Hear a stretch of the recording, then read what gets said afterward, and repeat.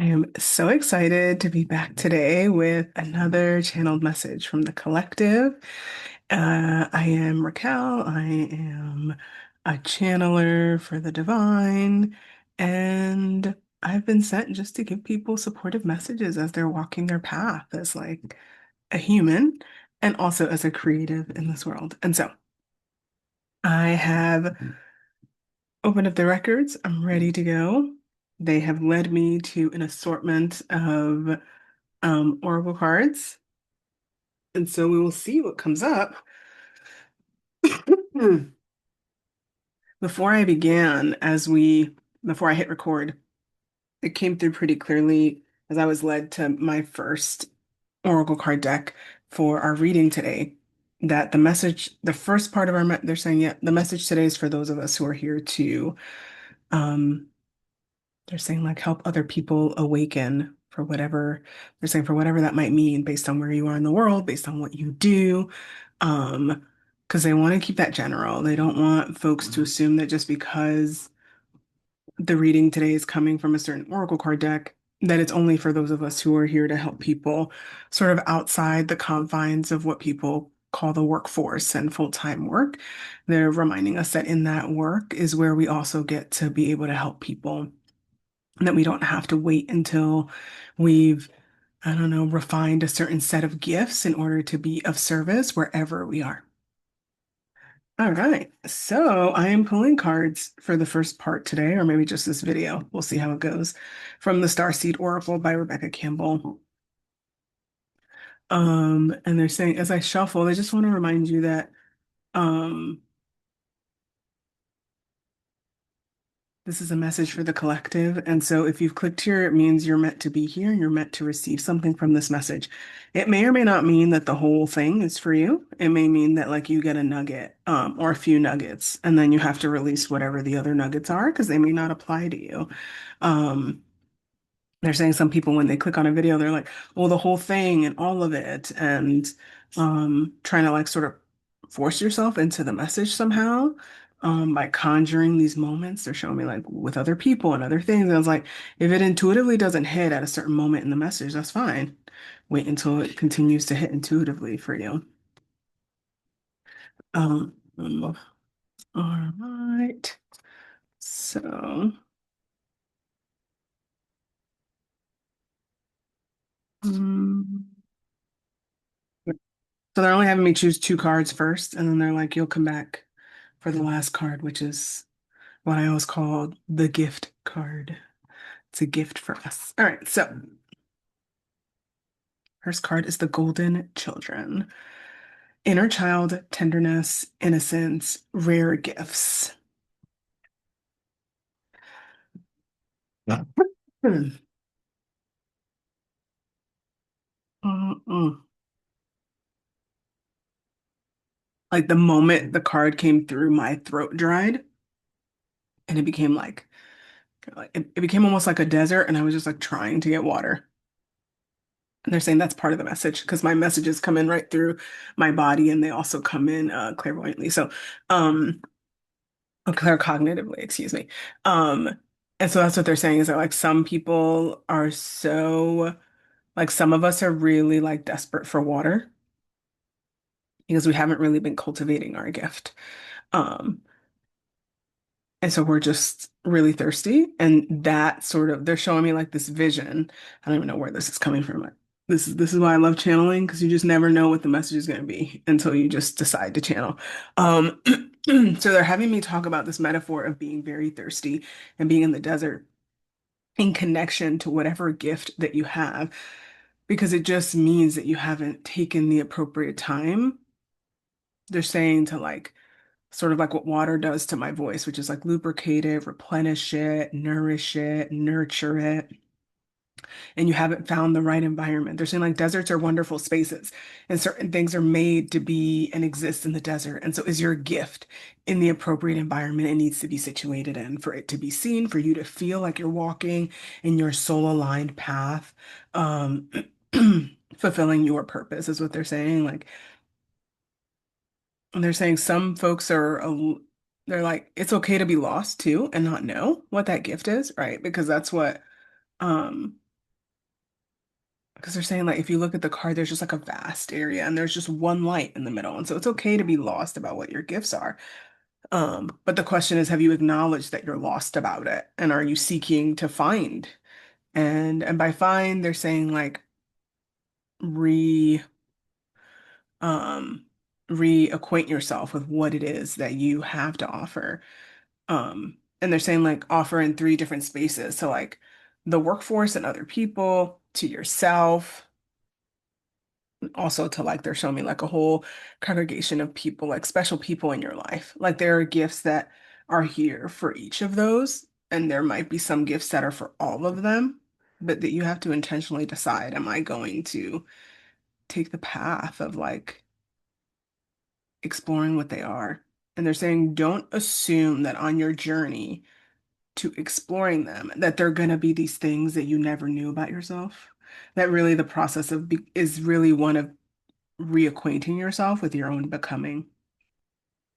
And what that means is like just taking a moment to acknowledge, like, oh, right, like I knew that, but I didn't know it like consciously almost. And so they're saying it's your job to go through time and get a sense of what is it that has been your gift. And they're going back to this notion of like gifts are easy things. And not easy because it's like super simple, but like easy because it feels easeful. It doesn't feel like you're trying to fill some sort of like box, some requirement, um, a set of guide. They're saying like a gift is a gift because it's so natural. You kind of forgot that it's just part of your being.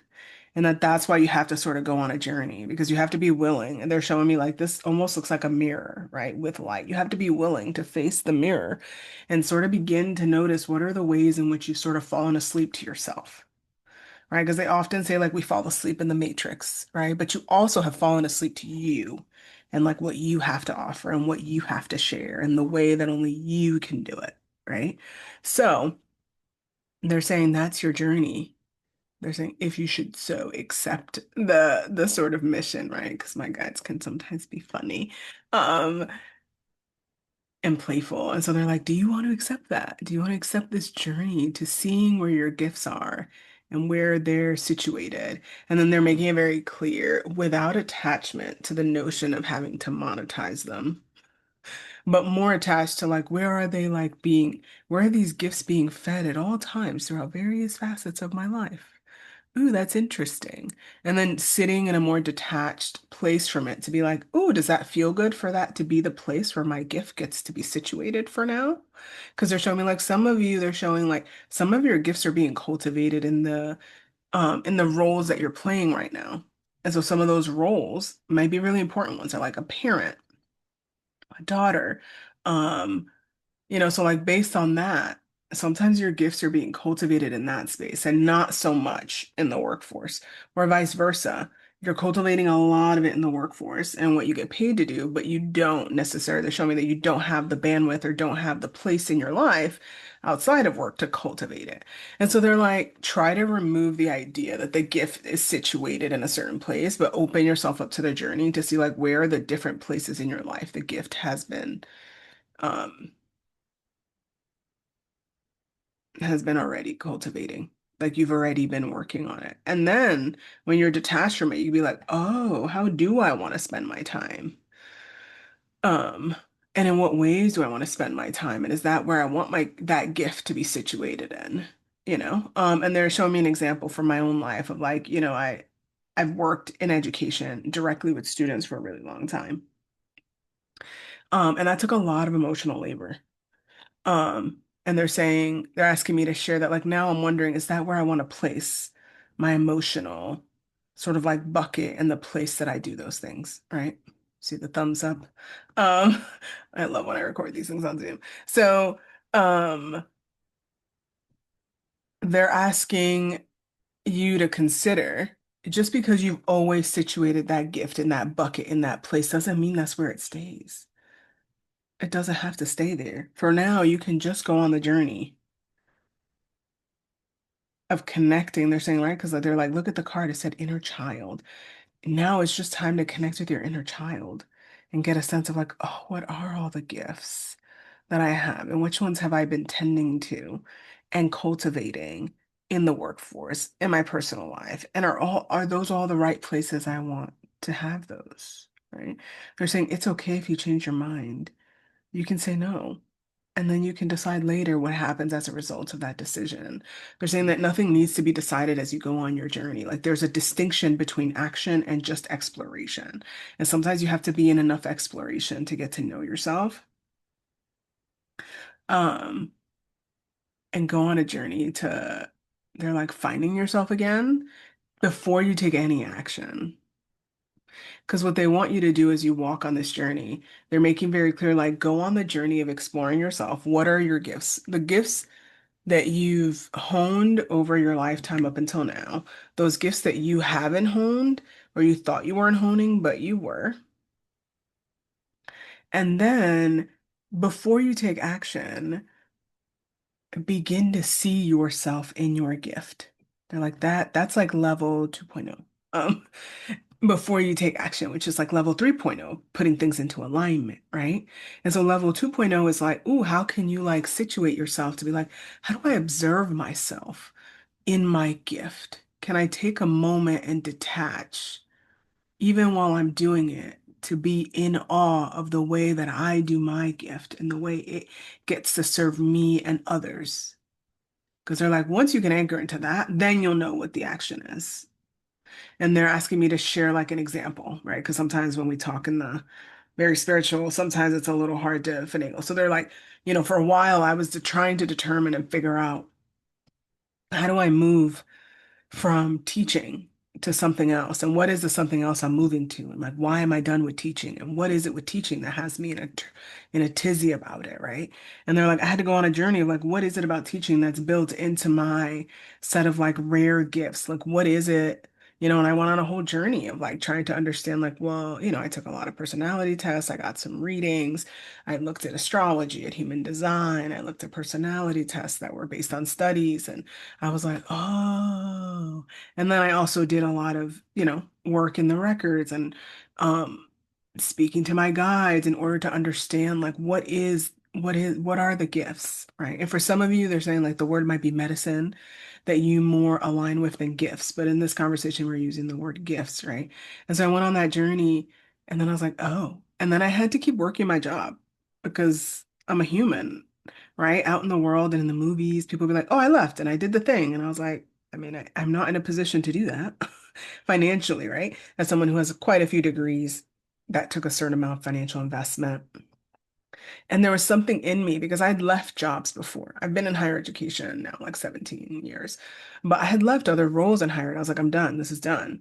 And just went to go do the next thing. But the they're asking me to tell you that I made a really intentional move to sit and just be with my gifts for several years before deciding to take action, um, because I didn't want to do what I always did before, where I jumped from one place to another because I was tired and I thought I needed something else and I needed more money. And they're like, you need to get quiet. Like, you need to get still, right? So that when you move, you're doing it more intentionally and more consciously than like, you just need to get another job. When in actuality, you're sitting at a job, it pays you a salary. What do you want next? Like, that was the big question.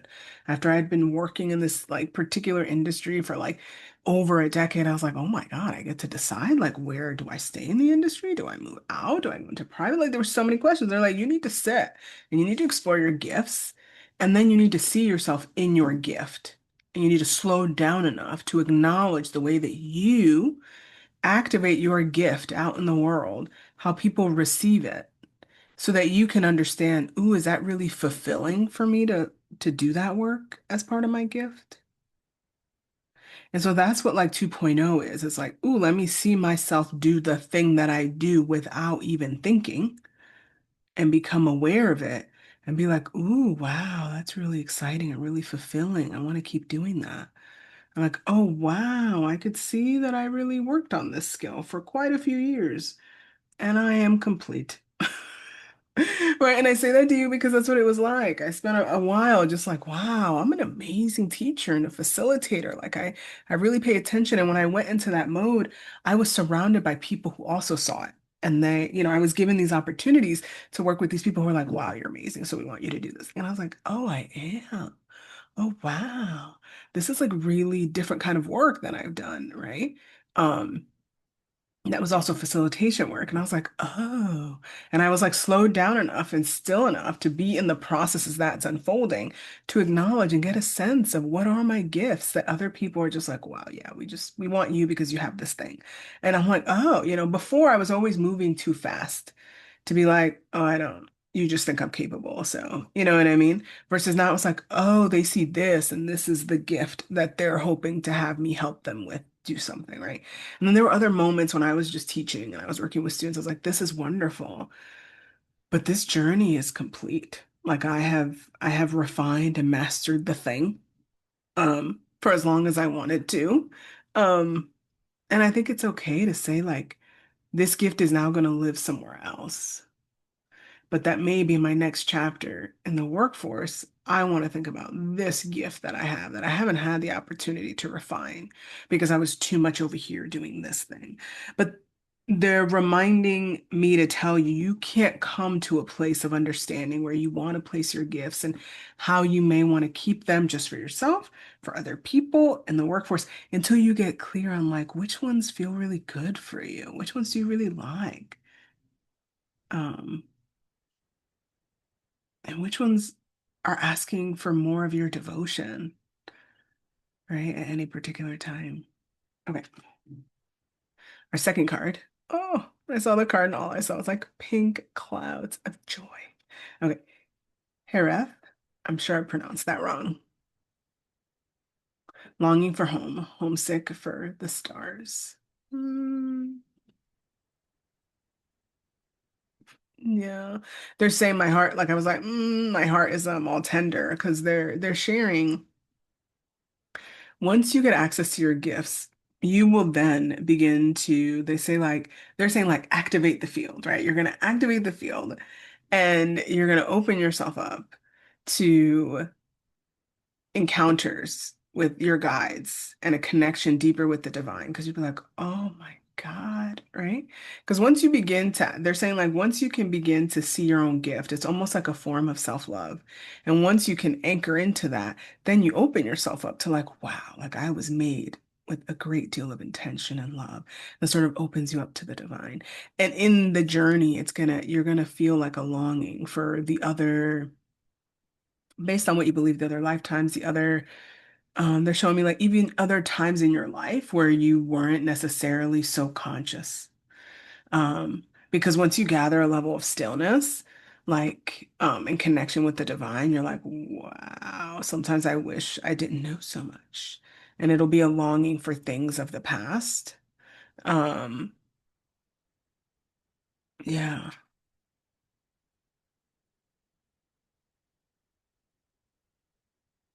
And they're saying like longing isn't bad.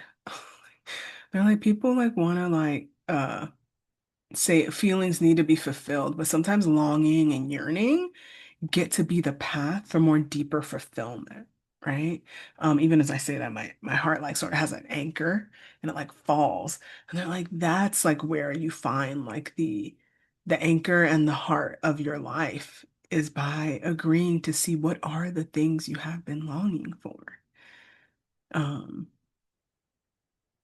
and they're showing me like sometimes it could be things, it could be places, it could be people, it could be experiences. Um, sorry, burp. Um, they're saying sometimes I'm like waiting for the next thing. They're like, and sometimes you don't know what you're longing for, but there's just a longing.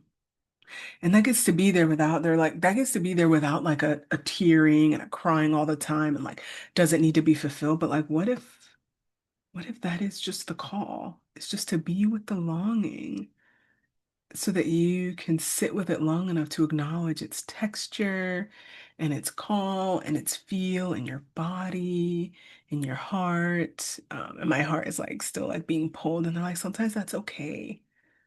Sometimes that's the path of also walking towards your gift is like a longing of for some of you, it'd be a longing of being acknowledged for being special, right? And they're saying sometimes it's just a longing to be loved and to be held. And like that longing gets to be there because it's the thing placed within you for the divine to fulfill, no matter what, right? And that gets to be part of this journey, that even as you walk to claim your gifts and to figure out what they are for you, that you finally notice the amount of longing that's sort of sitting under there, right? And that nothing has to be done with it. They're like, don't sit here and try to do stuff with it. They're like, everybody's like, ooh, take a breath and do this. And they're like, what if you just sat with it for a while? Maybe you wrote about it. Maybe you asked for guidance about it, but there's like nothing else to do with it besides just let it be. Because they're saying the longing eventually alchemizes. Actually, they're like, no, no, they don't like that word. Um, they're like the longing eventually, they're saying the word melts and it becomes like a healing balm that you need. But it can't be that if you're trying to fix it all the time. Um, I said this is the healing card, the gift card. Child of the cosmos.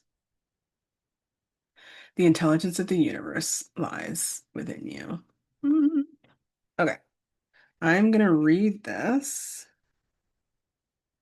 because they're asking me to read it from the book. There's a mysterious force that governs all of life, an intelligence that tells flowers when to bloom and the tides and seasons when to come and go. That intelligence is within you too. It was there before you drew your first breath, and it will be there well beyond your last. It's the part of you that informed every cell what to do when you were in your mother's womb. It's harder to resist this force than it is to surrender to it. Because Earth is a planet of polarity and free will, it's easy to forget that this intelligence exists within us. So often we become disconnected from this pulse of life and fall into the pattern of believing that we're separate or feeling that we need to go it alone. We can feel isolated and as if we need to figure things out for ourselves, to rely on our own strength. You're being called to remember the intelligence that's within each and every one of your cells, to remember that you're a precious child of a loving, gentle universe, that you have access to all of the intelligence, wisdom, strength, flow, and qualities there ever were, are, or will be. And to remember that if flowers know exactly when and how to bloom, then you do too. Starseed Soul Inquiry.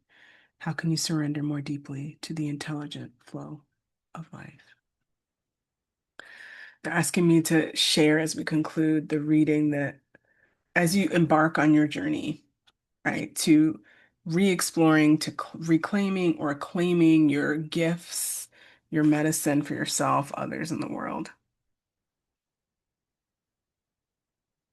to not be attached to the timeline on which that happens, and that it becomes more difficult for you once you attach a timeline to it. Because they're showing me like some of you in opening they're saying like the moment you decide to go on the journey, opportunities are going to come in and you're going to have to decide, will you do it or will you not? And that is part of the journey. The decision and then the journey of walking to say yes to that opportunity is the gift from the divine for you to actually get access to your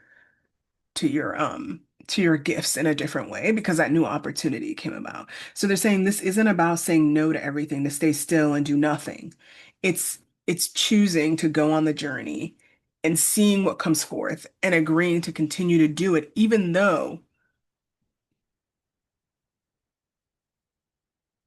sorry, even though confirmation burp, as one of the other readers that I love on YouTube says, um, even as though you have no idea like what the timeline's going to be for it. That sometimes the moment you agree to go on a journey and you've activated that moment of like it's time for me to get clear on what my gifts are and what I'm going to do as it relates to this job, as it relates to my life, right? Once you say that, the divine is going to come at you with stuff.